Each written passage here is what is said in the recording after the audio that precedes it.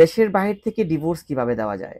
দেশের বাহির থেকে যদি আপনি কেউ কোনো স্বামী বা স্ত্রী তার স্বামীকে অথবা স্ত্রীকে ডিভোর্স দিতে চায়, সেক্ষেত্রে অবশ্যই পাওয়ার অফ অ্যাটর্নির মাধ্যমে ডিভোর্স দিতে হয়। পাওয়ার অফ অ্যাটর্নি এটা কি? পাওয়ার অফ অ্যাটর্নি হলো যে আপনি যেহেতু দেশে নেই, আপনার প্রতিনিধি কোনো একজনকে আপনি আমোক্তার দিচ্ছেন যে আপনার হয়ে সাইন করবে। এটা হলো পাওয়ার অফ অ্যাটর্নি। এই পাওয়ার অফ অ্যাটর্নির মাধ্যমে আপনি ডিভোর্স দিতে পারেন এবং কি এই পাওয়ার অফ অ্যাটর্নি রেডি করে বিজ্ঞ আইনজীবী কিন্তু আপনাকে পাঠাবে। আপনি এম্বাসির মাধ্যমে সাইন সিল মেরে আপনি আবার দেশে পাঠাবেন। তখন রেগুলার বেসিসে কিন্তু ডিভোর্স দিতে পারেন।